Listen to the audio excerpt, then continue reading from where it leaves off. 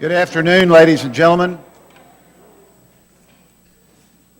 You know, 7 months ago when I came to the Clinton School, I invited our staff to help develop a speaker series that would be comparable with any college or university in the country.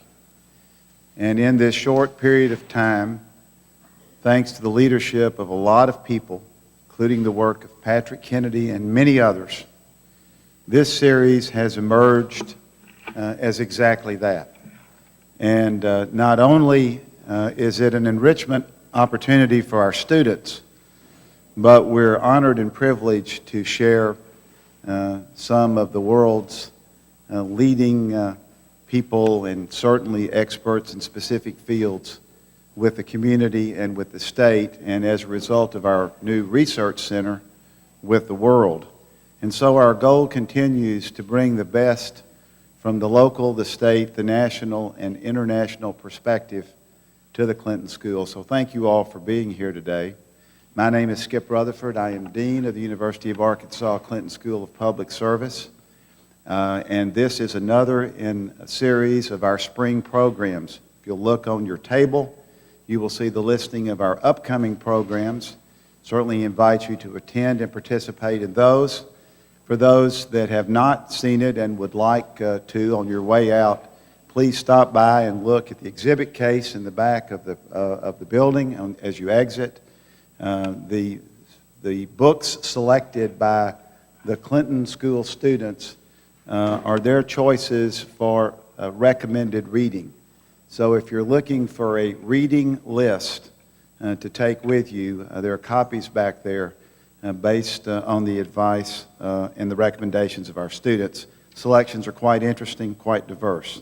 It is now my pleasure to introduce to you Wambui Ngugi, who is from Nairobi, Kenya, a student at the Clinton School, and who will introduce our guest speaker. Wambui.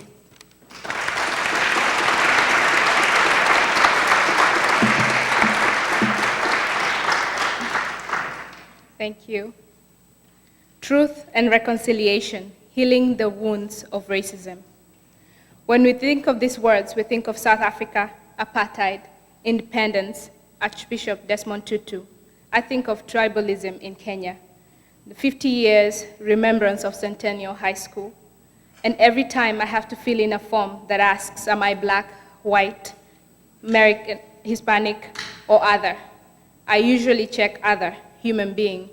I cannot wait for the day that we see each other past our ethnicity, race, and gender.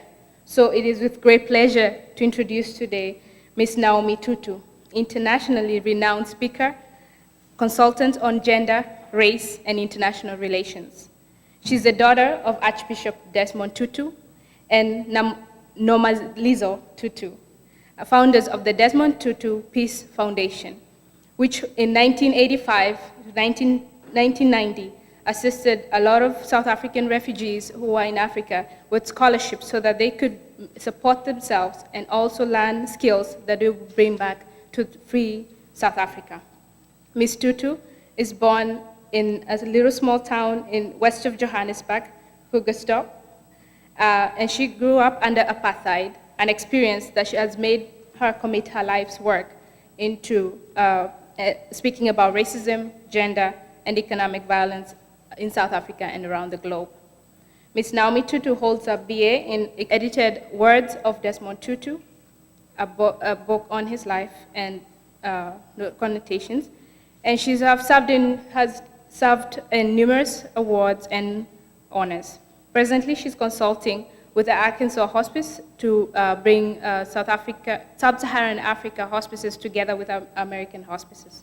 Ms. TuTu has taught in different schools and universities around the world, and today she's at the Clinton School of Public Service.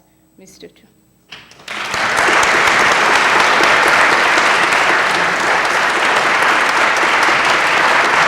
Thank you. Thank you, Andrew. Thank you. Good afternoon. Yeah, I noticed when Skip said good afternoon that I was the only person who responded. I was like, oh, not many Africans out here, I guess. But good afternoon, and it is truly a pleasure to be here this afternoon. I take the title for my presentation, as you've probably all guessed, from the South African Truth and Reconciliation Commission. And I know that there have been many books written about the commission already, even though it is a fairly recent occurrence. There have been films made about it. But I know that there is a part of the history of the Truth and Reconciliation Commission that is missing from all those books, and it is the important role that I played in the Truth and Reconciliation Commission. You know, they keep mentioning this other Tutu who had some kind of role in it, but wherever I get a chance, I want to straighten out this issue so that people, when people talk to you about the TRC, you can say, I know something that is not in the books. And that is, when my dad was first named as chairperson to the Truth and Reconciliation Commission, he had meetings in his home, which was then Bishop's Court in Cape Town. But my mother, who had been a priest's wife for many, many years and knew what meetings meant, left Cape Town for some very important family business, which we've never yet discovered what it was, in Soweto, leaving me to be my dad's hostess. And so I cooked dinners, baked cookies. Well, I didn't actually bake them, I bought them at the grocery store. But I like to say I baked them, you know, it sounds better. And served dinners and made teas and had all these meetings. And I honestly believe that if it had not been for my meals and teas, the TRC would not have been the success that it was.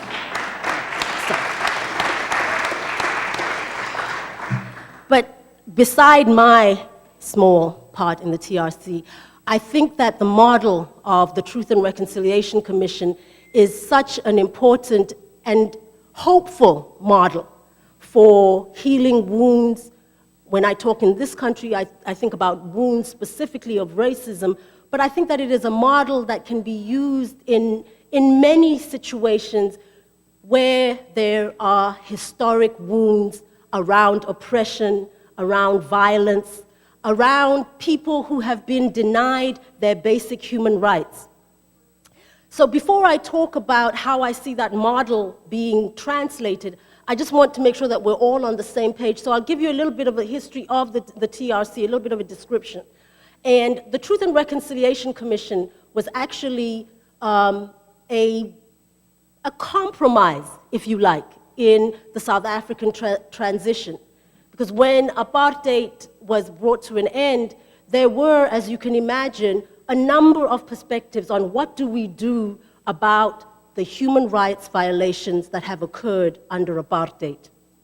And there was, on the one hand, those who said, you know, let's just turn over a new page and give everybody amnesty for anything that they did under apartheid, against apartheid, and then move forward and just say, this is a new day.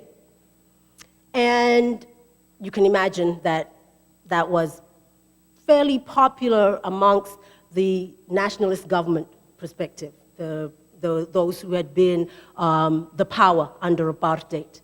And then on the series of steps in between, and then on the other side, there were people who said, no, the violations, the abuses that have occurred under apartheid are so horrific that the only thing we can do is hold Nuremberg-style trials, where we try people for human rights violations, and then they are sentenced, to whatever the court decides.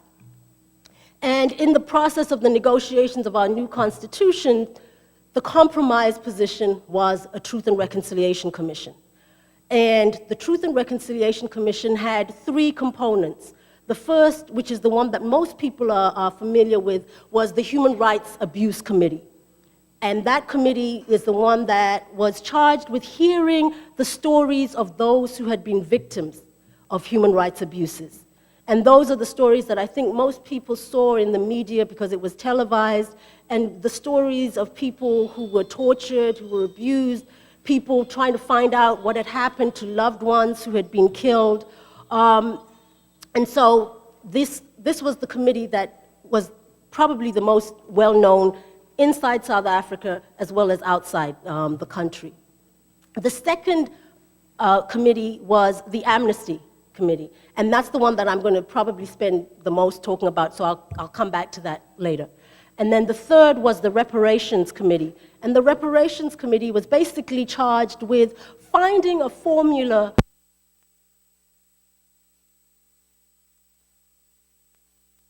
of human rights abuses, that saying that these people have given up something, their freedom, lost a loved one, for our country to be free.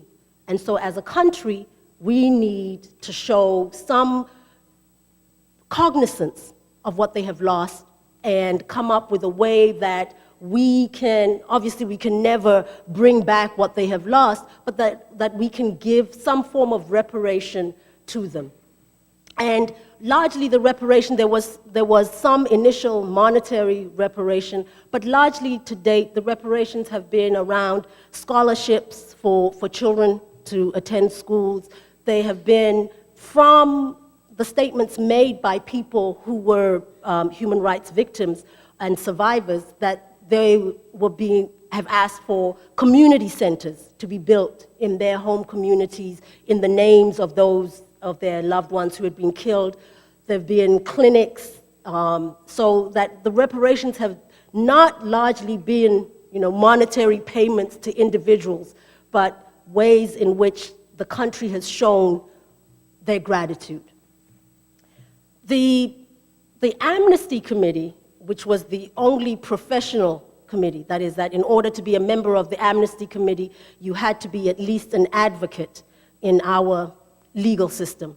And in our legal system, you start off as an attorney once you graduate and pass the exam, and then you have to take a further exam to be an advocate. And it's all really complicated. I don't understand it, and why, what the exam is and but when you go to court, you have to have an advocate and an attorney.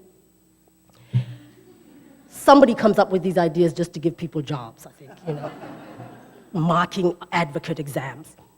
But, so in order to be a member of the committee, you had to be an advocate, at least. And the Amnesty Committee was charged with hearing the confessions of those who are applying for amnesty. And they had the right to give amnesty if they decided that the person was telling the truth and had been able to show that there was some political connection to the actions that they had taken. You'll notice that they didn't have to feel sorry. They didn't have to do any kind of reparation, personal reparations. All they had to do was tell the truth and show that this was a politically motivated act in order to qualify for amnesty. And once you qualified for amnesty, it was not simply that you qualified for amnesty from criminal prosecution, but you also qualified for amnesty from any civil actions that your victims might want to take against you. So in fact, the initial court cases that were taken against the Truth and Reconciliation Commission were not by people who were human rights abusers, though that did happen later on, but it was by victims who said that, this act takes away our right as those who have suffered personally to follow up on those people who have caused our suffering. And our Constitutional Court finally said, this is fine. This has been written into the act, and you have no way to take back that right from the Amnesty Committee. So basically, all that we asked was that people tell the truth, and then they could walk away scot-free. And so you would think, or I thought, because this was one of my big criticisms of the Truth and Reconciliation Commission, was how can we just say to people, you tell the truth and then you walk away? At the very least, we need to ask people to do some kind of community service, to say, you have taken away from our country. You have done harm to our country. Therefore, we want you to give something personally back to the country. And whether it is digging wells in rural communities, building schools, building clinics, but some personal acknowledgement of the wrong you have done and some way to balance that. Nobody asked me. All they asked me for was cookies and dinner. And so that was all we asked. You tell the truth, and you can walk. And so I thought, tell the truth and walk, lie and get charged and go to jail. Okay, I tell the truth. And yet, over and over, people lied to the Amnesty Committee. And I mean, they would tell lies afterwards. Once I started watching CSI, I realized these people did not watch CSI because they did not know that the body does not lie. But I mean, they would say things like, yes, we arrested that person, we gave them a cup of drugged coffee, when they fell asleep, we shot him, and then we buried his body. But then when the body was exhumed, it became, that's not a wonderful thing to have to tell anybody, clearly. But then when the body was exhumed, it was clear that this was not a person who had been killed by being drugged and then shot. That this person had undergone amazing amounts of torture. That people had suffered horrendous types of torture before they were killed.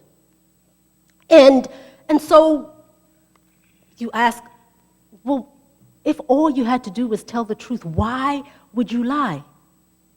And I started thinking about, why would you lie when everything says the benefit is in telling the truth?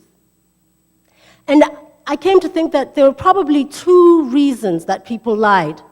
The one was, the one that we can all think of, that these hearings were televised, that the whole nation was listening, and, they could choose to listen and hear your story. And so that people thought, I don't want people to know what a horrible person I had become. I don't want the world and the nation to know the extent of the inhumanity, didn't mean to give you all a shower over here. The extent of the inhumanity I was willing to impose on other people.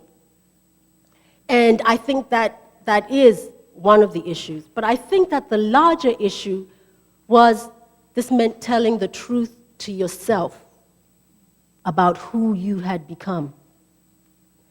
And it became clear from those who did tell the truth, most significantly Eugene de Kock, who the South African media termed prime evil, who was in charge of the Vlakplaas torture farm, who was head of some of the death squads that murdered people in their homes and took part in cross-border raids in countries like Botswana, Lesotho, and Swaziland, that when he spoke, he's one of the people who did tell the truth, that he spoke about being two people.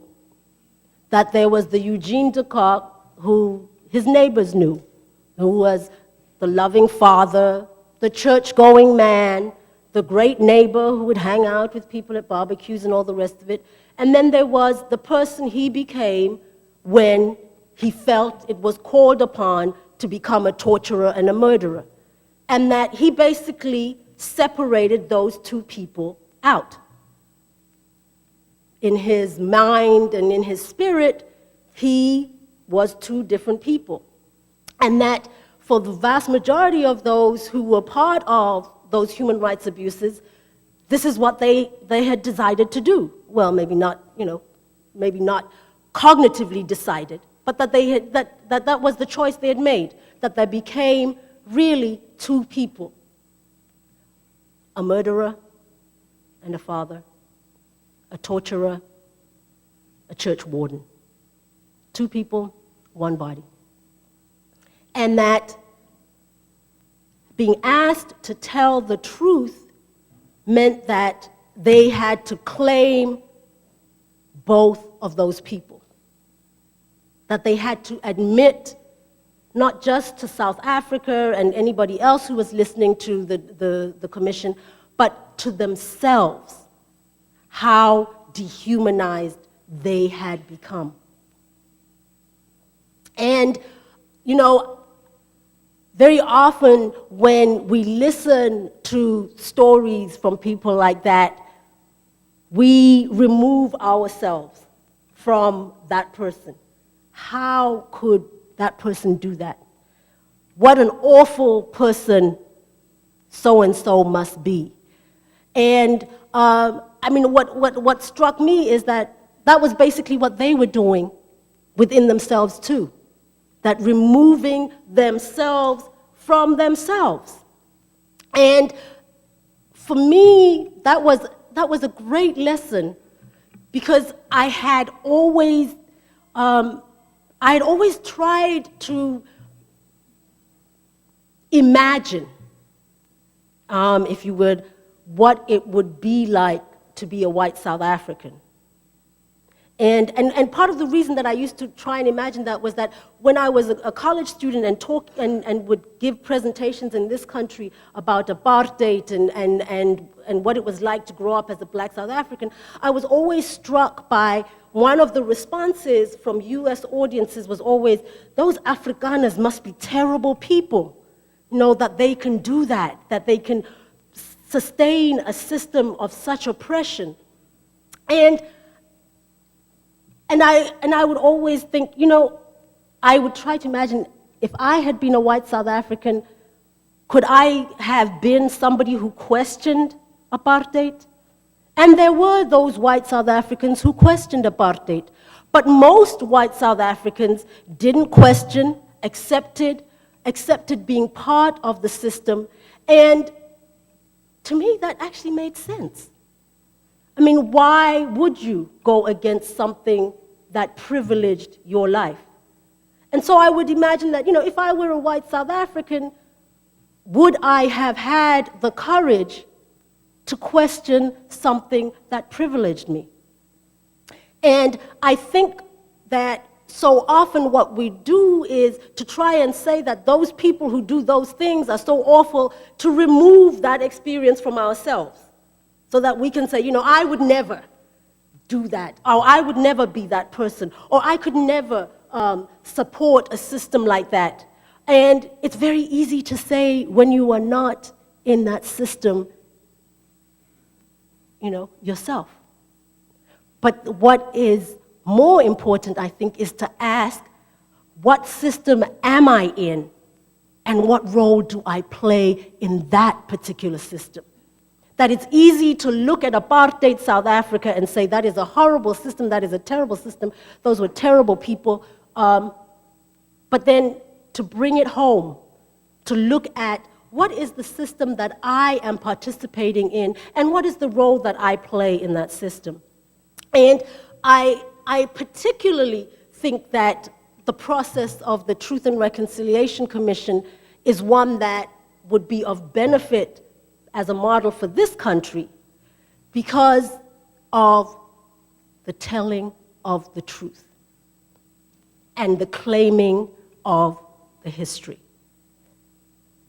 One of the nicest statements that I ever heard about the impact of the Truth and Reconciliation Commission on South Africa was from President Mandela. And now I'm really careful when I say that, because there have been all these things that have been said that President Mandela said that, and then afterwards he said, no, I never said that, or I quoted it from somebody else. But I'm almost sure that I heard this from President Mandela. But it was that as South Africans, we could not claim to be the country that gave the world Nelson Mandela unless we also claimed to be the country that gave the world Eugene de Kock. So that we could not be, oh yes, we're South Africans, yeah, Nobel Peace Prize, our president, that's right, forgiveness, love, all reconciliation, and then pretend that there isn't the flip side of our South African history, which is the story of a Eugene de Kock. That if we want to claim the humanity, the justice, the forgiveness of a Nelson Mandela, we have to be willing to claim the inhumanity of the actions of a Eugene de Kock. And I think that that is the model that this country needs. That in the many years that I have been here, I always used to say, there is something strange about this country. There's something strange about all countries. But I've spent more time here than other countries except for South Africa. And so there's something really weird about this country, and I could not put my finger on it. And then a few years ago, it hit me, is that the tendency in this country around teaching history is to teach history in a way that makes people proud. That the stories we tell about our U.S. history are the great stories, And now I'm the mother of school-age children, and so then I get to see their social studies and history books. And you look in there, and slavery is that. And I'm like, that wasn't how long slavery was in history. If the history book is this big, how can slavery be this big? But that there's a message in that size. It is that this is not history that we want to talk about. And if it is history that we don't want to talk about, then it's history that we can't learn from. And more importantly, it is a history that we can't claim. And if you don't claim it, you can't heal from it. You cannot move forward. And like you, I live in the South, and I'm struck by the flying of the Confederate flag. And that people say, oh, I fly this flag because it's an important part of my history. These were brave people who fought in this war. And then you say, but what about slavery? No, that's not the part I'm talking about. Well, how can you separate the fighting with what they fought for? You can't, if you want to learn and heal from that history. And so, for me, the lesson of the Truth and Reconciliation Commission for this country is that we need to speak and hear the truth about race and racism, its history, and its continued survival in this country. That unless we speak and claim that truth, then racism will continue to have a major impact on our relationships and on our society.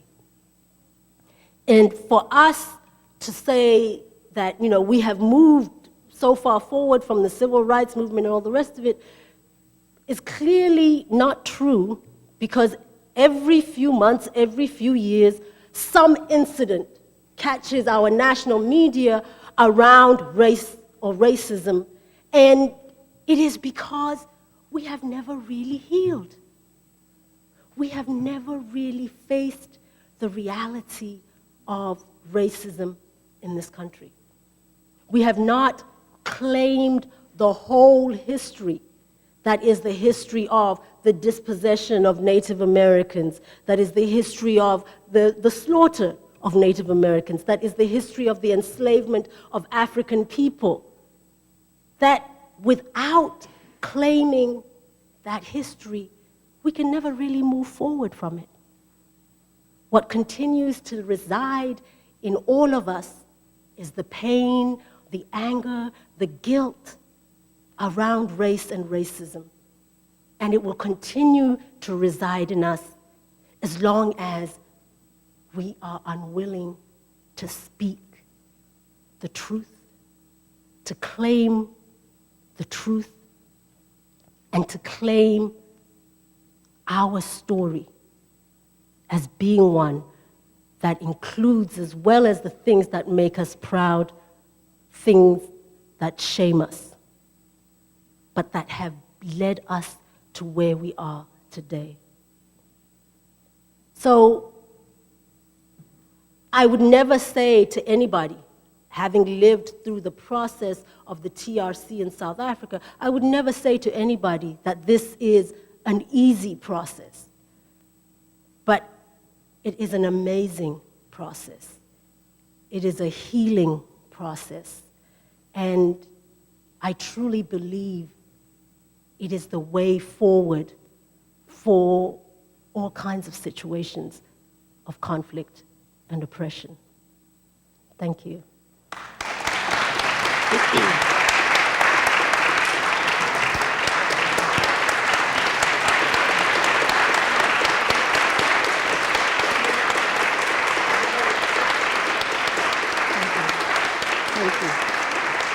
Thank you. She's in charge. Thank you very much for speaking the truth. And we'll take some questions. There are microphones around the room, so just raise your hand and we'll get one to you.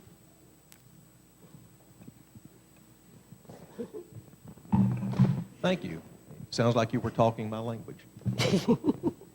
I have a sort of a twofold question. One, you've already answered to some degree. But I want you to pull back and remember the comment you made about churchgoer torturer, that aspect, and comment on the United States and your perspective as a world person outside the United States, looking at our 95% Christianity aspect, and then also the world image that we've been portraying a little bit into the world with our recent events. And also then tying in a little bit more, if you would, commenting on what did you think of the United States before you got here, and then what did you find? Whoa, that's not a hard question. The first around, it's very funny actually that you should ask that, because this morning I was watching CNN, and I don't know whether anybody saw, there was this whole story around Muslim taxi drivers in the Twin Cities who would not pick up passengers carrying alcohol. And there was there was a whole big thing about the discrimination, and now they're going to be fined if they refuse to pick up people, and eventually they would lose their job if they refuse to pick up people. And they were saying that, this is part of our religious freedom. And as I listened to the story, it struck me that it is so very different, the coverage of that story, than the coverage of the stories I've heard about Christian pharmacists who are refusing to give women the day after pill. And that, this is their religious right. This is their choice, and they feel that it is their religious obligation not to give women. And I'm thinking, so, where does it become okay for your religion to determine your commercial thing? And clearly, the thing is that it has been accepted that the pharmacists have the right to not say that, but the Muslim taxi drivers don't have the right. And and I think that those are the kind of stories that are appearing around the world that say to people, we have this country that was established on the idea of religious freedom, but very clearly, some people are more equal than others. And it concerns me. It concerns me now as an American citizen. It used to concern me as a foreigner. But now it concerns me that, those kind of stories send out a message to the rest of the world about how honestly and how fully we live out what we claim as a nation. So that's I think that covers the first one. The second one was, the funny thing is coming here, my focus was on African Americans when I came here as a student. And, so I had been raised on, Martin Luther King Jr., Malcolm X, and, the whole Southern Christian leadership, the SNCC, the Student Nonviolent, and the idea of a very Pan-African perspective from African Americans. So I came here very excited about being part of that. And that was my first wake-up call, was getting here and finding that African Americans in Kentucky, at least, were not interested in being seen as connected with the African continent, really. And to experience to experience the flip side of what I had experienced in South Africa, where people of color in South Africa who were not South African were accorded special treatment as honorary white, and hearing, as a black South African, hearing white South Africans say to African Americans things like, "Oh, you're not like our blacks," and then coming here and being the extraordinary black, where white Americans saying, "Oh, well, you're not like," they never actually said it to me because I don't think, maybe Americans were a little bit more savvy, but basically that as an African, you aren't like African Americans, that you are in some way more acceptable. So, so those were my two major experiences when I came here as an 18-year-old. Subsequently living now, when I work it out, I've spent almost half my life in this country and the other half in South Africa, but that now as I look upon it, I really think that the U.S. has a very long way to go in terms of race and race relations. My question is, first, we want to thank this School of Public Service that you're here in 2007. This is 50 years after our legal apartheid as it relates to education. I happen to be appointed by the mayor of this city to be on that commission to develop what we want to be a message to the world. We have a motto that the world is watching us or coming to watch us. What do you recommend that in this window of opportunity to deal with our history that is so similar in legality to South Africa, what would you recommend that we help ourselves get rid of this schizophrenic profile of our value system as it relates to race? The simple answer is a Truth and Reconciliation Commission. I don't think that there is going to be a National Truth and Reconciliation Commission in this country anytime soon, but it might be something that Little Rock looks at, your commission looks at, as part of your 50th anniversary commemoration, that it would be to have the story of Little Rock and the race and racism of Little Rock told by the people of Little Rock and listened to and claimed by the people of Little Rock.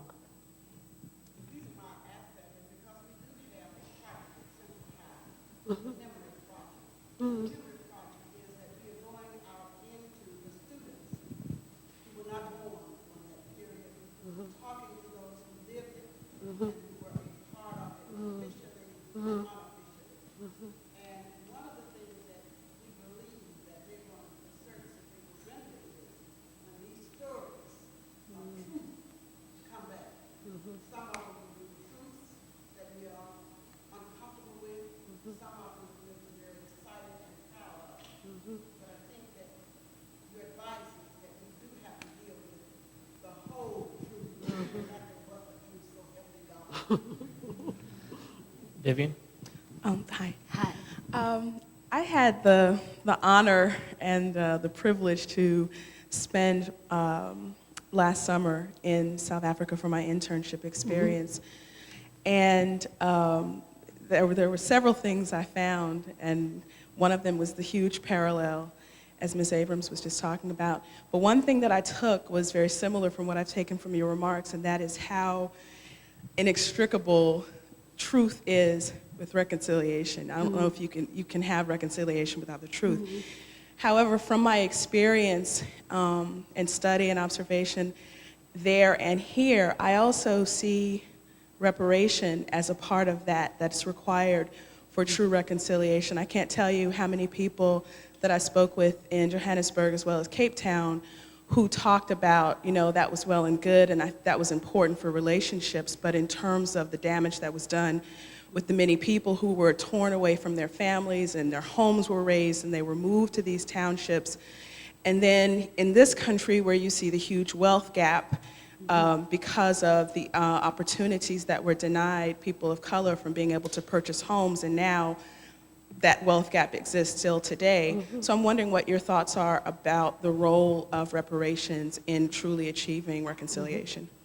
Yeah, I think that it was clear that in designing the Truth and Reconciliation Commission, the Reparations Committee was a very important part of that the sense that you cannot ask people to heal without giving them some form of reparation for the ill they have suffered. And I mean, you know, in terms of the TRC, it really focused on those who were victims of gross human rights violations, so that people who had been arrested, who had been tortured, people who had family members killed, that it did not focus on, like you said, communities that had been removed from, you know, forcibly removed from their land, that was a separate issue handed over to the Land Commission. And that form of reparations is taking much longer to come about. I mean, there are some communities that have been given back their land or have been given what is called, you know, commensurate land or financial resources. But I mean, it has been a much longer and a much more difficult process, in that there are people who, you know, there are now people living on their land who have been farming the land and said, you know, I bought it legally, and so why am I the one who has to suffer now for what the government of apartheid did? But I really do think that there cannot be a healing unless those who have suffered are in. I mean, that is part of the recognition of the suffering, the admitting that people have suffered. Part of it is asking forgiveness, but part of it too has to be some kind of recompense. And I think that has been clearly understood in South Africa, though probably not fulfilled to the extent that many people had hoped. And I think that it has to be a part of any kind of reconciliation process in this country.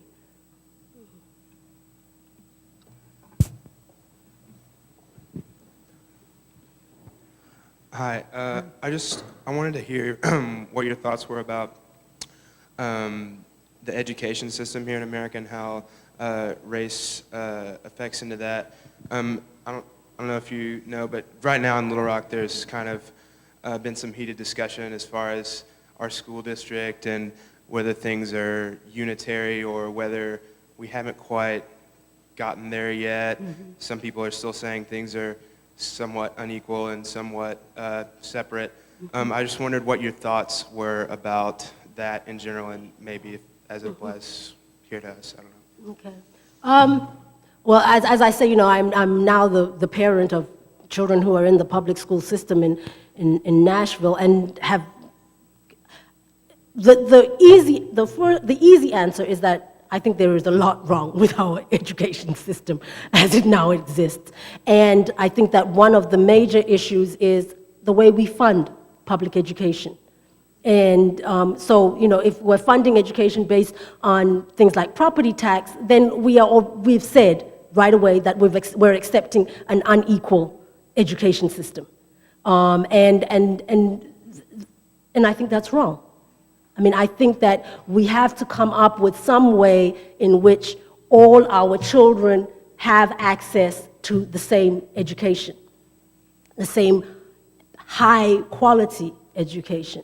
And I mean, you know, for me, I just see that just even in Nashville, where the school my son goes to, which is a public school, has been over and over, has been lauded as this amazing elementary school. It's won awards as the best public elementary school, and then as the best elementary school. And in the same Nashville metro school system, have friends who teach in schools where they have not even half the resources that are present in my son's school. So how can we, in the same city, be giving our children such different resources?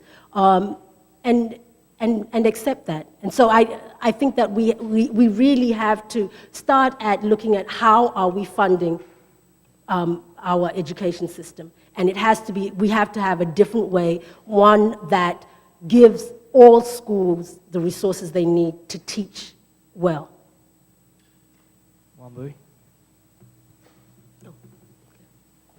Yeah, I have a more specific question, maybe too specific.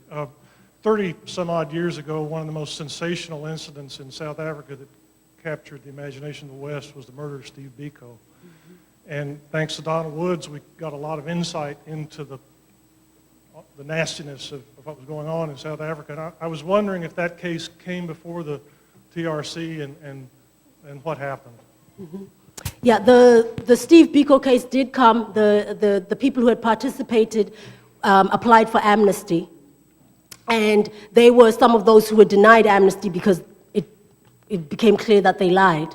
And again, it was, the thing of what was their story was that, they were involved in he was just angry and violent, and he hit his head against the wall and a chair, and that's how he died. When, even right at the time of his death, it was clear that he had been tortured, and that that the story, there was no way that the story that they were telling could be the truth. And so they were denied amnesty, and the family has followed through in bringing a civil case against them, and I'm not sure at what point that case is. Yeah.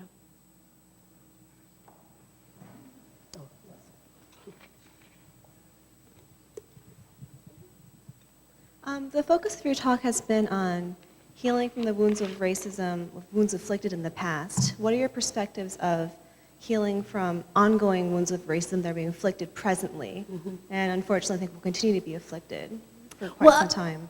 You see, the reason that I talk about the past is that I think that the past is what brings us to where we are today, so that the things that are occurring around racism presently in this country are largely because we have never admitted the extent to which racism has played a part in the building of the United States and the structure of the United States. That there has never been a concerted effort to redress. There's never been really a concerted effort, first of all, to address and speak of it, and then to redress. And I think that part of the reason that when we look at some of the attacks on things like affirmative action is that issues like affirmative action have always been couched in this country as kind of charity. It wasn't couched as justice, as redressing injustice. It was viewed as, give them an extra opportunity, let's be nice. And so when it's couched in those kinds of terms, then when the person who is being nice gets tired of being nice, then they can say, I don't want to be nice anymore. But if it is put in the terms of redressing injustice, then it's got nothing to do with how you feel. It has to do with the reality on the ground. And we have to admit that the reality on the ground has not really changed fundamentally for the vast majority of people. And so all of this is a long way to say that I think that we're going to continue to experience racism in our country as long as we cannot allow ourselves to speak the truth of the history. Because then all that we do is try and keep pressing it down, and just like anything else, you keep pressing, it's going to explode. And that's what we keep having. We keep having these little explosions here and there. We had, a few years ago, Jasper, Texas, and then we've recently, I heard about something here in Arkansas, the 2 African-American families. We have the comedian having that outburst, and it is all, I think, because the reality just is below the surface. And unless you open up and honestly speak and deal with the history, then the present is going to continue to bring it back and back and back, bring it around and round, and. So that's why I say, in order to move forward, you have to first deal with the history. Bless you. We have a chance for 2 more questions.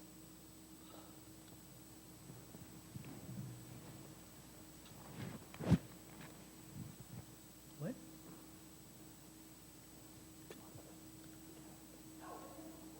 No, there are no more questions. That's good. Oh.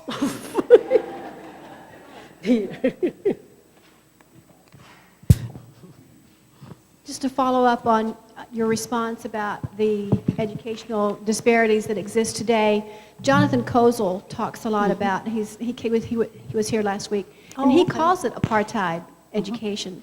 And the language that you used, what I was curious about, you said the same high quality education. That's part of a constitutional amendment, a resolution for a constitutional amendment in Congress that was submitted by Congressman Jackson, Jesse Jackson's son. Were you aware of that when you used that language? No, I wasn't. Because that's the exact same words of the Great proposed- minds think alike. What can I say? That's great. So, so what do you think about people calling it apartheid education? Well, I mean, with my experience of apartheid education and visiting some of, looking at some of the disparities in the schools here, I don't think that it's overstating.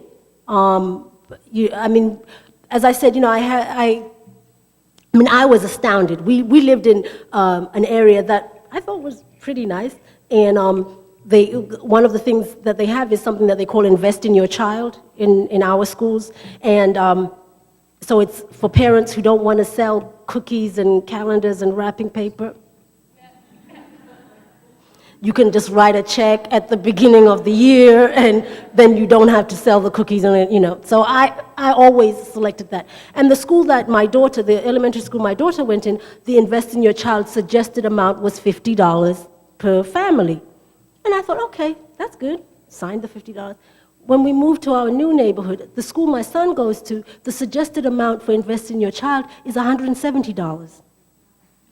And, and so parents clearly in that neighborhood can do it. Well, I was like, oh, okay, honey, we're going to invest in a third of you, okay? But then speaking to a friend who is teaching in an inner city school who said, we can't even ask. We can't even do the Invest in Your Child. And so if Invest in Your Child is buying resources for the school, then clearly we have apartheid going on in the Nashville school system. So, yeah. Let's thank you very much. Thank you. Thank you. Thank you. On a note, you see, Well, I have them in here just in case.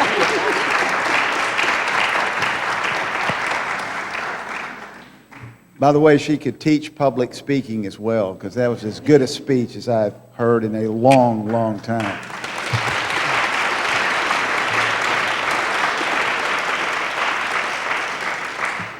Thank you all for coming. Obviously, because of the large crowd, a little congestion at the front door, please visit with our speaker if you would like, and then exit through the back. Take a look at the book list. Thank you all for coming. See you at the next programs.